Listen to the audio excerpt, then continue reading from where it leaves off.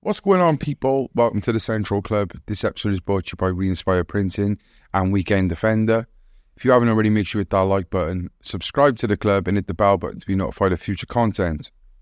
Today we have a fantastic guest, a special person, someone I've been working with for the last 2 to 3, even 4 years, since I've been in sobriety, really. And it's been a real pleasure getting to know this person. She has a deep passion for what she does, and she truly saves lives.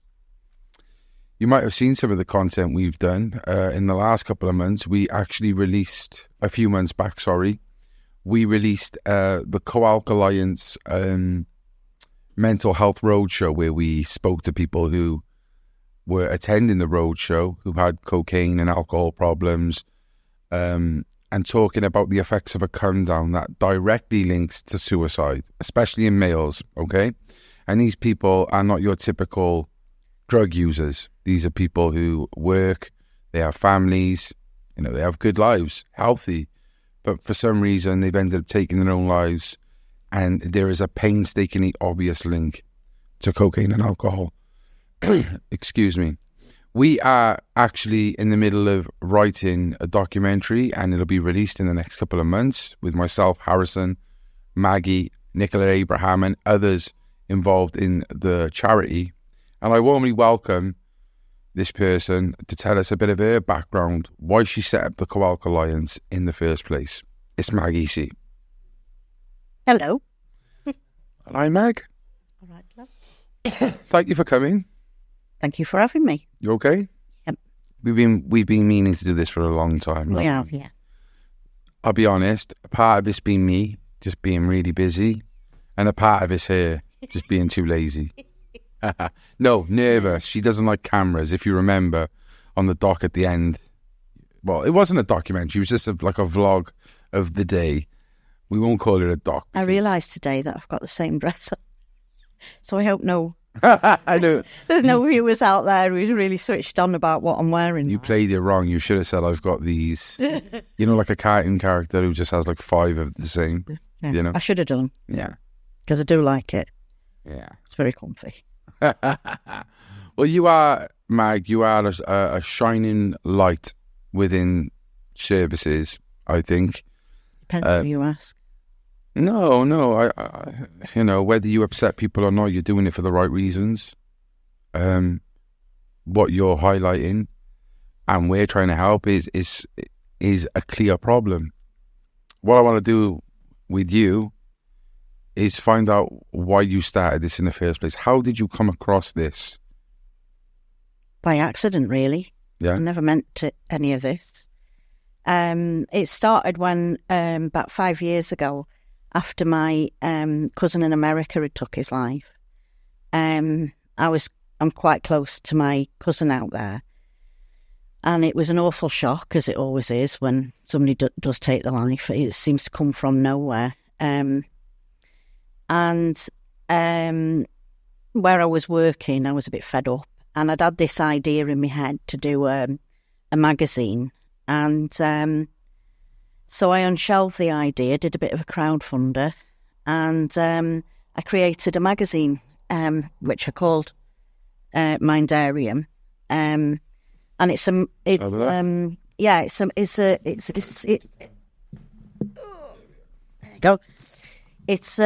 magazine for mental health well-being, and it was the idea was it was going to be basically a resource for people around the area that I live, which is the Rhondda Valley, because I always felt that there's a lot of great, third sector services and support, but people don't know where to look for it. So part of that, the reason why I did it was to sort of communicate that better. Yeah. So you've never seen that before, have you? Always wearing green, old Maggie. She's got long hair there. Oh my God, Mag. When was this? That was 2018. So not too long ago. It's not that long ago, no. Wow. No, it's really good, Mag, this.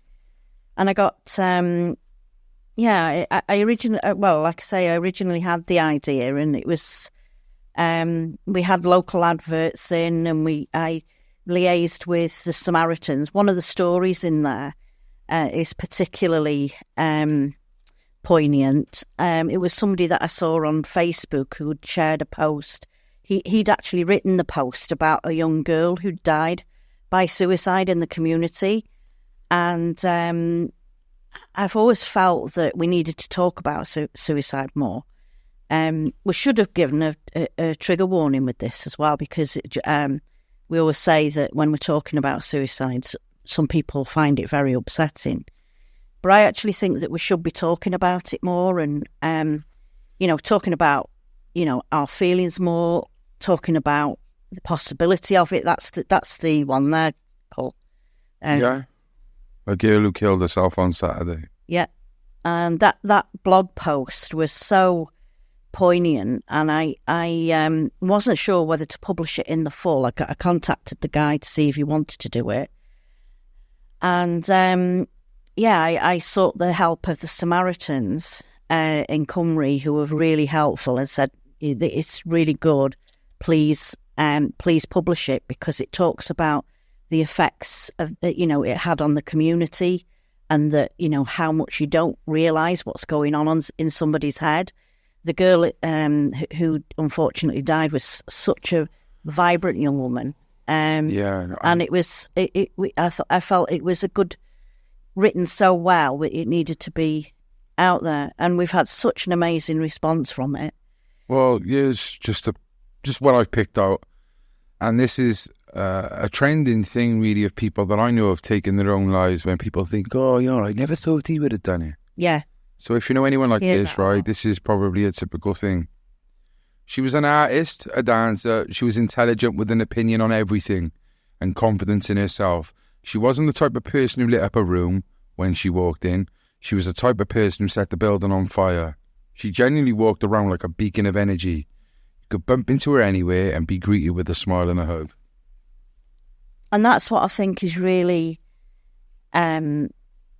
important, that, you can't always tell when somebody is suffering inside. And often it's the people that are, really bubbly or outgoing that find it, more of a struggle to...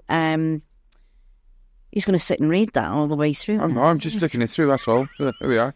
No, you can keep that. Thank you. It's one of my last ones I've got. But yeah, keep it here. I think that's the thing. It's not what you're seeing. From me working in the suicide prevention community now, I do know that there's over 70% of people that don't present with any mental health issues to services. You can't often tell what somebody's going through, and this is the thing.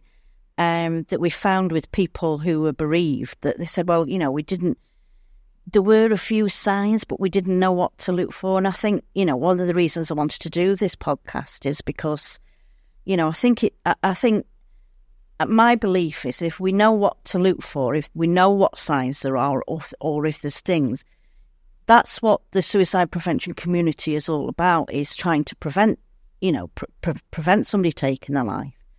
But, I think the most important thing is knowing how to spot the signs. And that's what I learned when I became, I actually did eventually become a Samaritan not long after publishing that. And then I got invited to the local health board to sit on as a service user rep like you are for your lived experience role. I do that on the Cumtaf Maganwg health board for suicide and self-harm prevention. So, yeah, well, you're an asset to them then, because you're not only passionate about it, you've been through it yourself, and unfortunately loved ones around you as well, Yeah. It's one of those topics in here that people don't want to talk about. They just don't. I unfortunately, I do. Yeah. And I think I forget sometimes when I'm talking about it that, like the trigger warnings, I just... somebody will ask me and I'll answer them. Yeah, I'm like that. Evocatively. Yeah. Well, we are like that. I think that's why we get on. But, if somebody asks me, I'll tell them exactly. And I'm, I think I've talked about it so much that I don't think I'm numb. But they're a little bit desensitized to the topic now because I'm that used to talking about it, and I encourage people to talk about it. I think it should be talked about, Yeah, I think it's infectious as well. So the more people you're around doing that, I think the more people will come out, and guaranteed to bump into someone who has had suicide feelings, who hopefully when you've spoken to them about it, that might prevent it in itself. That's one of the reasons that I share, really. I mean, as I said, as we said before, I'm not really comfortable on camera, but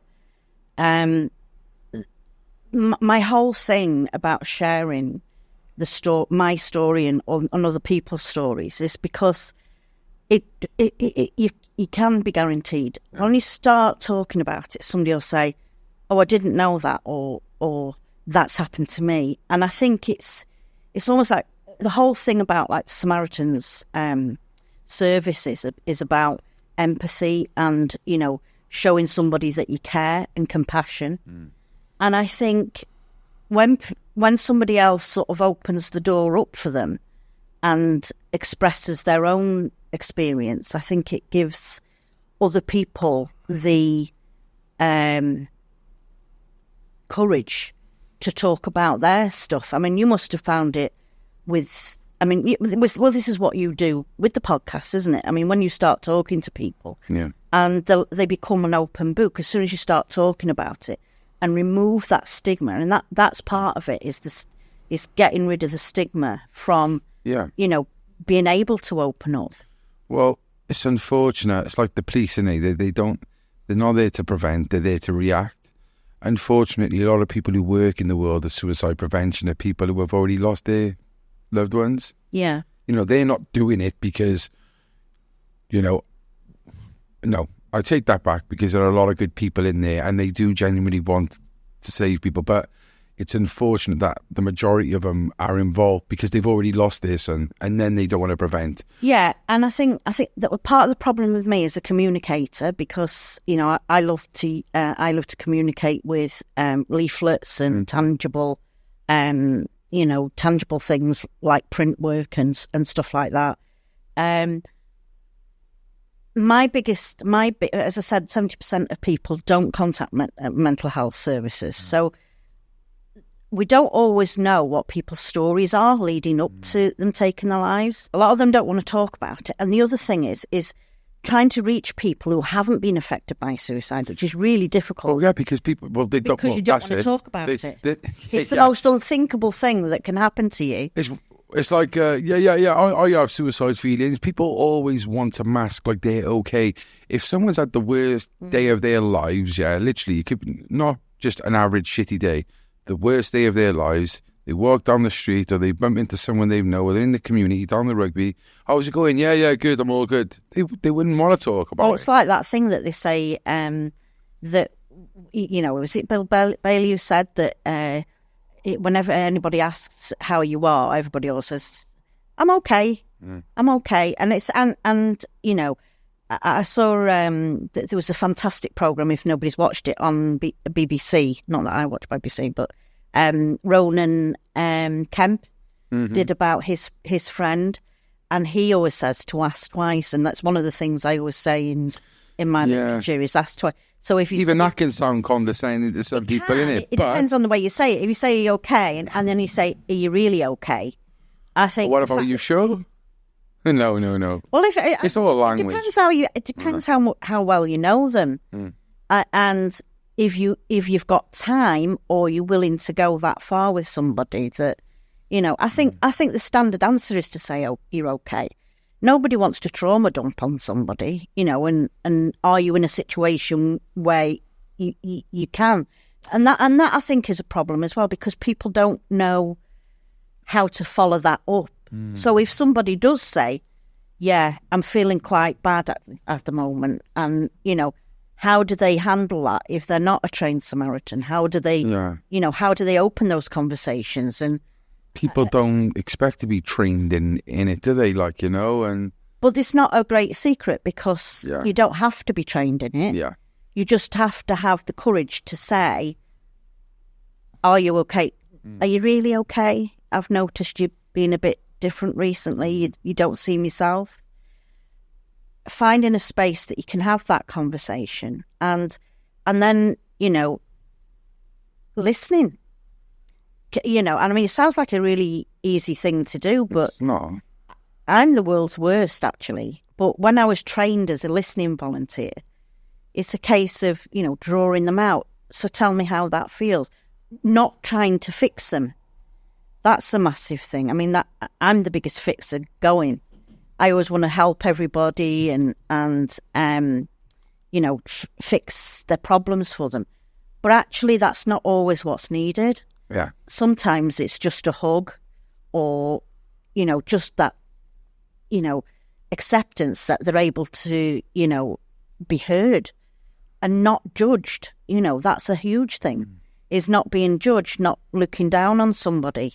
Maggie, talk to us, tell us about Co-Alc Alliance, because I want us to get this into the podcast as early as possible so as many people can hear about it, because I think it's a serious cultural issue we have in Britain specifically. And when it comes into conversation, I get two sort of responses, and one of them's raised eyebrows, shocked that, wow, that makes total sense. And then the other one is a bit like, it's like an urban myth sort of thing. And I think what your charity is doing is really quite groundbreaking, because there's so many charities in suicide prevention and other things, but this is really a niche and it's a major problem. Well, the reason that I created the Co-Alc Alliance, I mean, it isn't actually a charity at the moment. It's still just a group. It's a fucking great group. It's a thing I made up to try and put a name to what we were trying to do. And basically it was because, as I was saying about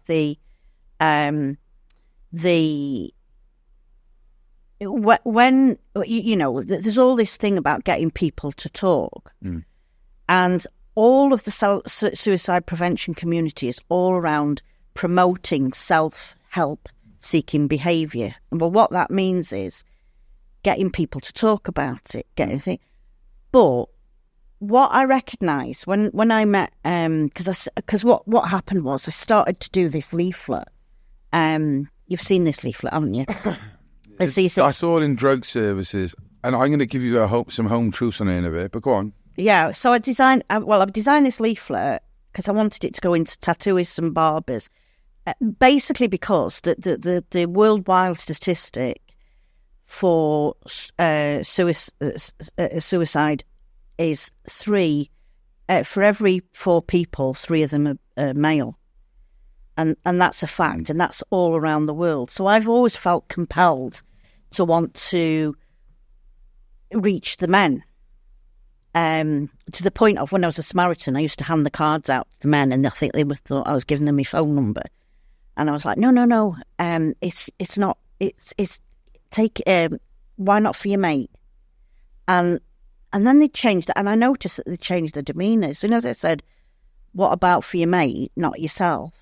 And they would open arms, give me whatever you've got. And that gave me the idea for doing this leaflet and saying, getting it into tattooists, barbers, places where men generally go, younger men, because they're the highest statistic as well. What's the awareness on? Suicide prevention. This was specifically on suicide prevention generally. I was thinking because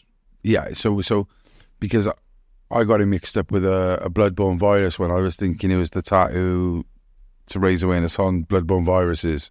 No, that's a different... Yeah, go on. That's nothing to do with me. But this one was about promoting suicide prevention in men.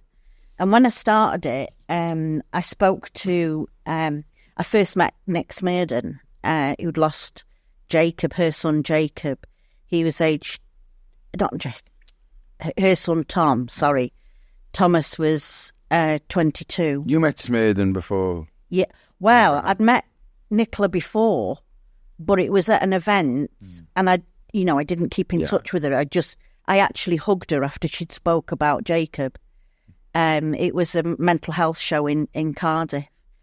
and I was that moved by her openness about talking about Jacob and the cocaine, because I'd never heard anybody talk about Well, that's what we want. That's what we wanted to talk about. What is co-ethylene? Like, tell the people. So basically, when I met Nick Smurden, she told me about what happened to Tom, and that she was convinced that he died during the come down after taking cocaine and alcohol. And I said, "Oh God, I remember another Nicola telling me about this. And why hasn't anything been done about it?" Anyway, this was just before lockdown, and we started, because she was saying, "Oh, I really believe in this leaflet." This was before I'd even really started an awful lot of work on it. And she said, "Well, we really need this awareness." And then she started telling me all about the things that she'd had with, the conversations she's had with the coroner, the conversations she'd had with public health, trying to get them to accept that this was a thing, that the cocaine and alcohol and the come down was a thing. And what she was asserting, and I do believe it, that there was no previous signs of distress. Now, like I said, the whole thing about help-seeking behaviour is trying to spot if somebody's in distress. Mm-hmm. What do you do about somebody that isn't showing any distress before that? Mm-hmm. And I could see, because I knew about the Samaritans and because of the suicide prevention work, I knew that there was no way that was going to save her son. And I could play devil's advocate here and say, okay, well, that's happened to her. She said there was no previous existing problems. That's probably just her blue-eyed boy. She's in denial, blah, blah, blah, blah, blah. But once you connect the dots from Nicola to Ginger Hart, yeah. And 2 or 3 that I know personally, well, others, and it's a bit of a common denominator. Well, this is the thing. Pattern. This is the thing that we're up against, is the fact that we've been told by we've been told that there's no academic evidence to support what we're saying, and that has been soul crushing, because in my eyes, how many more dead people that are we going to have looked into before we do that?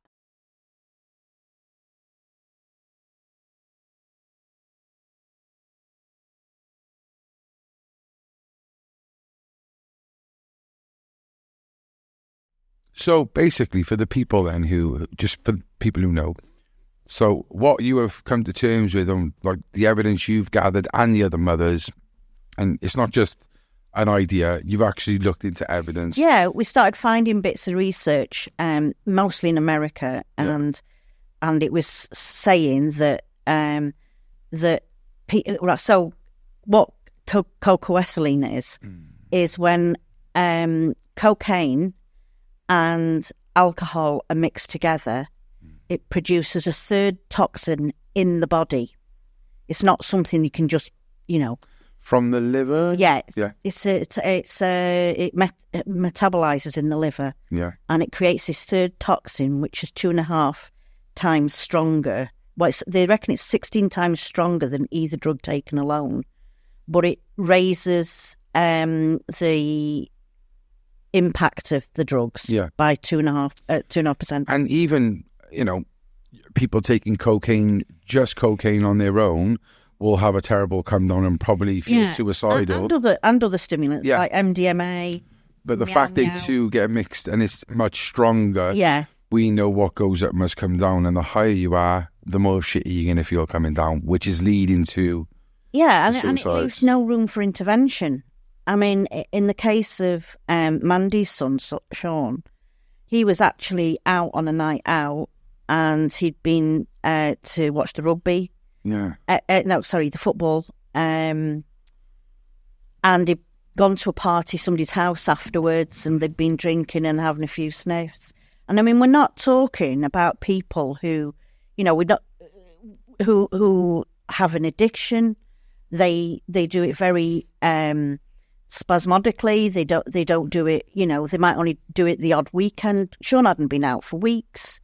And he was, that morning, he was going back to his home that they were moving in that weekend, and he was picking up a fridge. He'd gone home to pick up a fridge.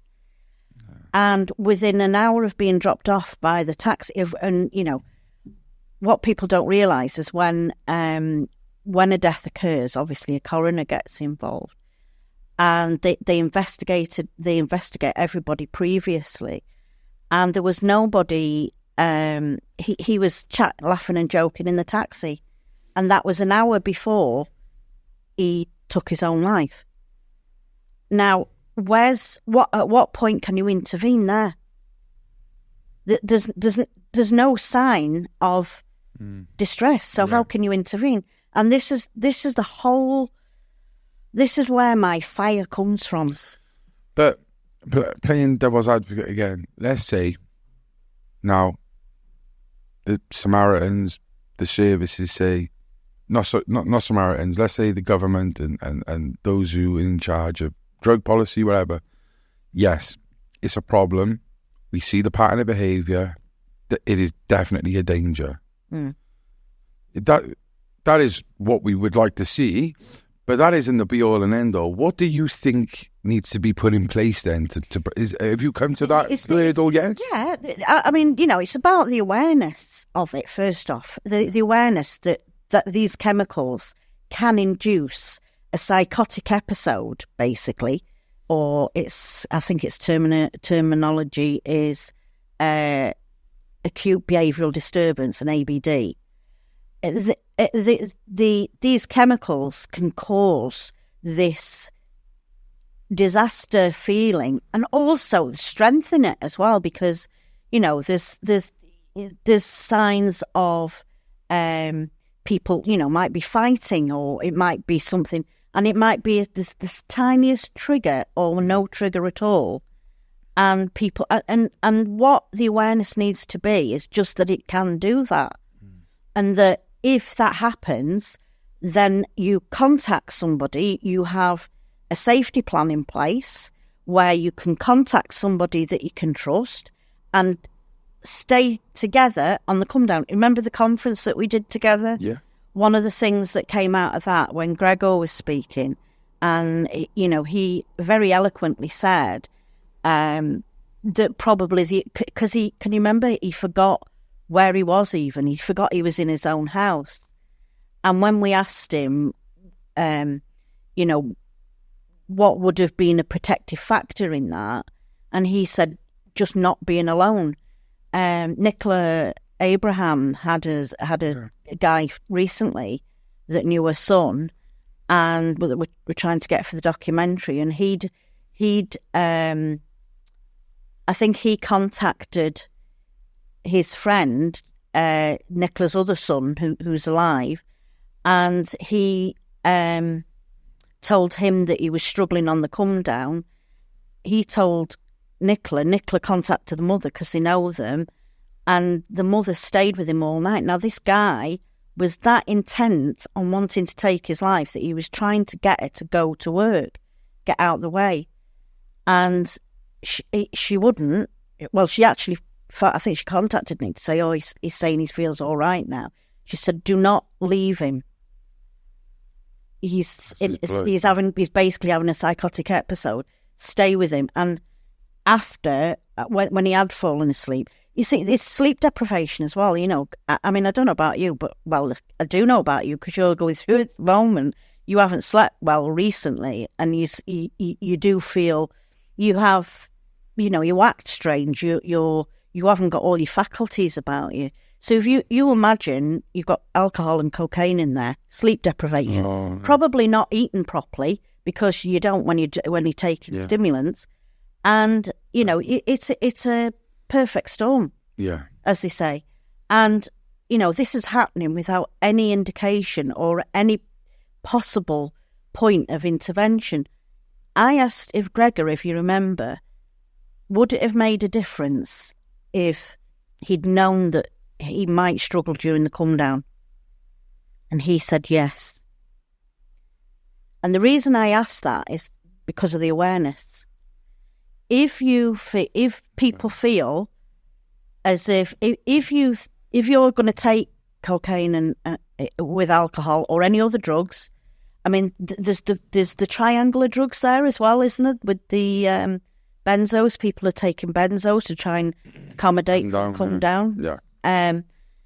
So that's another risk. Yeah. Well, that adds another risk factor into it all. Yeah. But just, if people are going to do these things, and we're not telling people not to do it because we know that that's futile.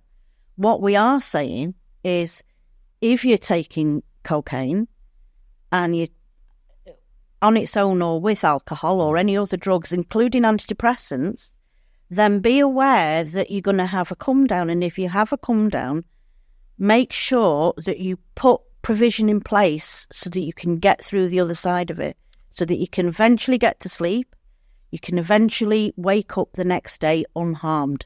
And that's all we're asking. We don't want to stop people having fun. I mean, I have stopped. Well, it's not fun when it gets to that point. I have tried to stop my own son from doing it, I might say. But if he was doing it, I would be trying to take the approach of harm reduction. And if there's any parents watching, that's what they need to do. And think, okay, don't leave him on his own. Give him the opportunity to be open about it. And not say, not take the parental approach, which is usually, oh, why are you doing that? Blah, blah, blah. It's going to rebel. It doesn't work. We need to kick into safeguarding, really. Well, I got three S's, let's say, here. And this could be for parents or friends, family, whatever. See, say, and signpost. So the first one is see, what signs to look for. So I'll read these out. If you could give us just fly some off, yeah? Yeah. So the first one, see, what signs to look for? It would be drug and alcohol use. If somebody's, for instance, with the cocaine issue, if somebody's out till the early hours of the morning or on a bender for a couple of days where they're not getting any sleep, that is key. We need to be saying, okay, they're obviously taking something. Don't turn a blind eye. Yeah. Check in on them. And if given the opportunity and the space to, be honest about it if they can. So alcohol and drug, and alcohol as well is quite a high risk for that. It's a depressant. Yeah. Other signs are if people. So the other signs, the other signs are really for where mental health comes or psychology comes into play. So, like Nicola said, the contributing factors and like maybe little triggers. If somebody's, I always think when I did the courses that I did on suicide prevention, the assist course particularly, it's all around loss. So if somebody's split up from the girlfriend or split up from loss is financial burdens. Yeah, loss. So if you've lost your job or you've been gambling, these things. We've seen with the two Nicola boys, I think it was, they were good with money, and if you've been out on a bend and you've done your money, to someone else they might be in a good place, but to them it's the end of the world. Yeah. And it feels like the end of the world to them. Okay, know what to say. So to say anything, because nothing is wrong, except berating somebody, telling them off. Or my pet hate is, don't be so silly. That is one of my pet hate phrases. Someone saying that is being silly. Because we need to be people need to be taken seriously. Yeah. If somebody's saying that they feel suicide, if somebody's got the to say the courage to say that they're feeling suicidal, the last thing that they need to be told is that they're being silly. We should be taking it seriously. And if it's attention seeking, another phrase is, oh, they're attention seeking. Why not change that to help seeking? So instead of it is a cheeky word, seeking, because why there may be help seeking. What is it that they need help with? Yeah, I like that because as well, there's some attention seekers out there, and some of them are silly, but everyone needs attention. If they need attention, a little bit, then we need to give it to them. You're right. There's obviously a reason that they need it. So wording that different is important, definitely. The last one I got here now, signpost. I would like to add a question on the end of this one. So I'll let you answer. Just for signpost, who to call? I would say Samaritans, Papyrus, they are there to listen to people without judgment. So if you were to tell them anything about they're not going to talk you out of it. They're just going to allow you to talk about whatever is getting you down. Call is another one, the call helpline. But the one that I would say for people taking cocaine particularly is Dan 24/7, and they're on the helplines of the leaflet. But signpost to anybody, really, that is able to offer that crisis support. When somebody is distressed, it's emotional distress. Yeah. And they may well have really good reasons for feeling like that. And what they need is somebody who's not going to judge them and who's going to give them the space. And if they are in danger, then those people will will direct them to the emergency services. Yeah. Thank you for that, Mag. So basically, when I worked I work for Kaleidoscope, obviously, and do a lot of lived experience, service user involvement. What we like to do is even our own services is like, not hold them accountable, but see where we can make them better and, what improvements we can do, especially people with lived experience, giving that feedback. You actually worked with Samaritans. You said you've done your training and stuff. So is there anything that these services could do better? Are they lacking in anything? Are they up with the times? Because, drugs change and, like we said, ways of... I think one of the biggest developments at the moment is the fact that the Welsh Government have now included drugs and alcohol onto the new suicide prevention strategy. Now, that is music to my ears, because that means now that they're not just treating it as drugs and alcohol or mental health. They're going to look at it together and look at the contributing factors, hopefully. So I think there needs to be more partnership working and more listening to people with lived experience, because the biggest problem we've had is being told by academics that there's no research, and yet this is happening. This is not happening. Don't tell us that we don't know what we're talking about. I for one, I've got personal experience of suicide. I know the difference between, I understand what help-seeking behaviour is. I understand, and this is why I've been so adamant about, taking this, group forward and sticking at it, even when people have said, oh no, we've got a co-occurring group of that. Well, co-occurring is mental health and addiction. Yeah. Well, people who are having a sniff at a weekend, they don't consider themselves as an addict. Exactly. And let's hope it doesn't get to becoming an addict. But I mean, it does. I mean, we know that it does lead to addiction. Yeah. But at the time that they're doing, it's recreational drug taking, and the academics don't want to even call it a recreational drug taking. And yet there's a huge culture of recreational drug taking in this country.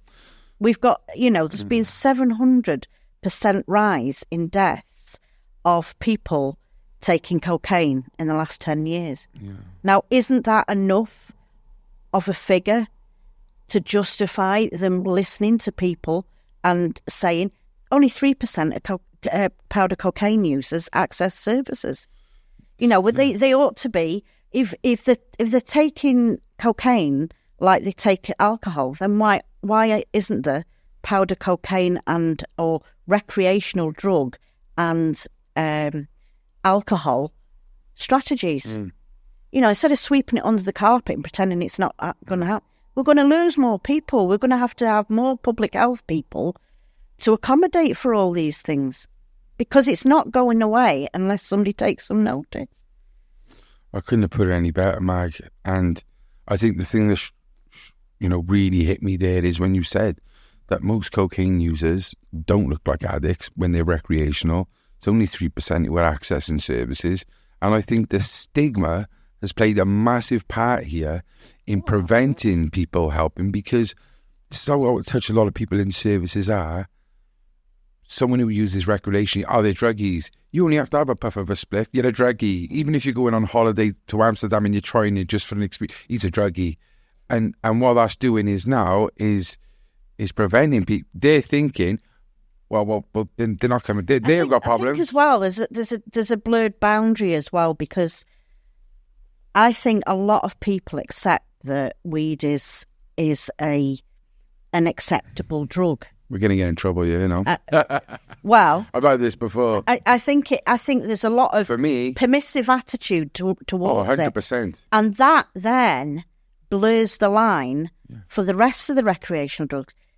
If you, I told you about my son. He was smoking weed, and he was offered. It's so available on smartphones. They were offered flake on TikTok, a free bag of flake, and that's why he fell out. Do you know what's sad? This clip, if we put this on TikTok, it might get taken down. But people are allowed to sell drugs on TikTok. Yeah, it's bonkers. But what it's doing, parents need to know that potentially, if they're saying, "Oh, it's only a bit of weed," that dealer is probably going to be selling them all little extras with the little snowflakes and the little symbols that they have on. You only have to look at the emojis that they use for these things. It's absolutely aimed at young people, getting them in the door.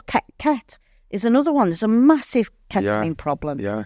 And that's another recreational drug that becomes addictive. And just not talking about it or sweeping it under the carpet or pretending people aren't doing it. Our kids are very much at risk. And we only got to look at the British public now, and most of the people who are addicted to drugs, this is a fact. Like when I look on the streets, it's the British people of the country who are. It's our culture. We know that. They're all. I think as well. I mean, whenever you put something on social media, remember I was telling you about the Lost Boys. They opened up and did a fantastic interview thing that they did on social media, and they got slated by people. Probably a lot of them saying, "Oh, the druggies, they get what they deserve if they're taking drugs." Well, I drugs. actually work in Ponty now, and there's a hostel a couple of doors down from them. Sad, really. He does great work. A lot of the people on that street now hate the people in that hostel. I actually spoken to someone in a charity shop a bit up, though, because he said the people in the hostel were banned from the Eisteddfod. They was just gone. Anyone's welcome all over Wales, but the people in the hostel weren't allowed, and the police were stopping them, which was so sad. But I'll tell you, that's going off topic a little bit. Yeah, no, I'll tell you something about it after this anyway. But yeah, you're right. People, it could happen to anybody's. This is the thing. People think it happens to certain types of people.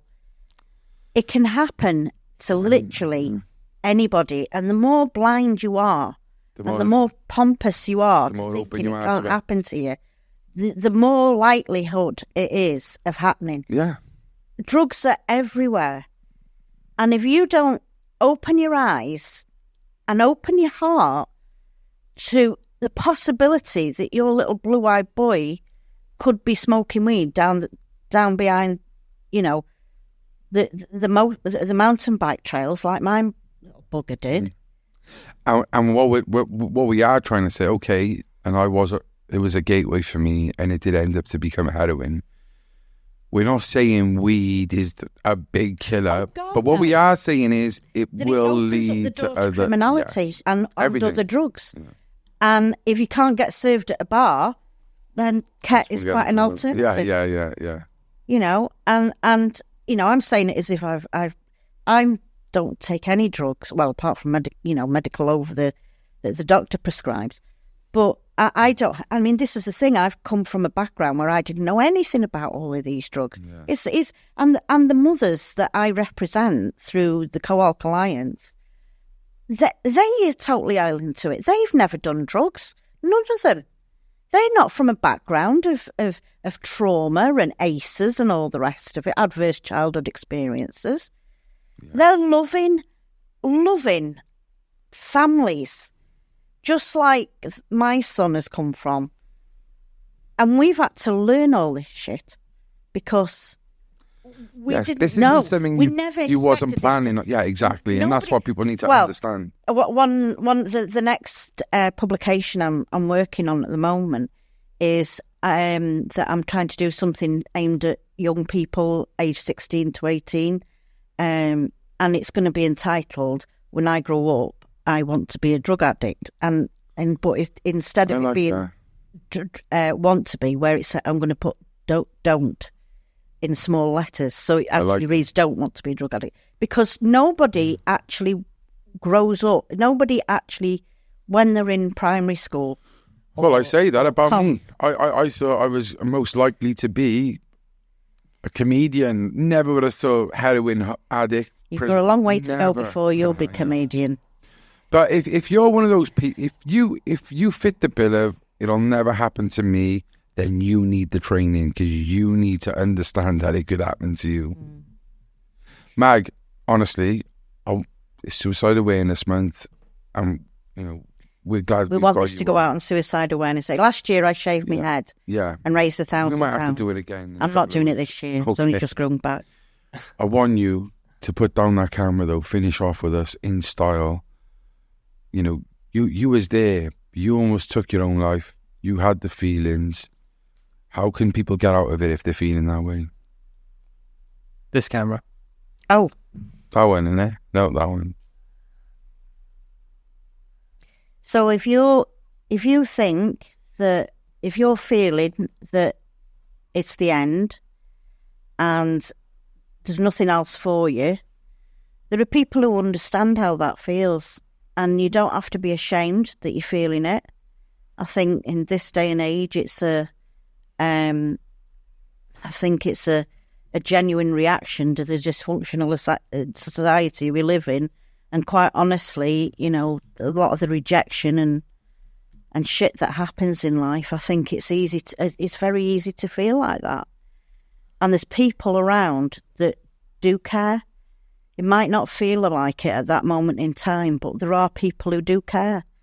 And just find a way to pick up the phone to somebody, whether it's your friend, somebody you haven't spoke to in a long time, and you don't even have to tell them, just chat to them. Something to distract those thoughts of self-harm, Just speak to somebody, and the people that are best placed to help you are Papyrus, Samaritans, Call Helpline, and Dan 24/7. Dan 24/7 being the drug and alcohol one. Keep safe. It'll all pass. It does pass. It will pass, and it does get better. Thank you very much, Mag. I really appreciate it. Look forward to working with you in the near future. We'll have some big things going out. Till next time. My pleasure. Till next time. Stay central.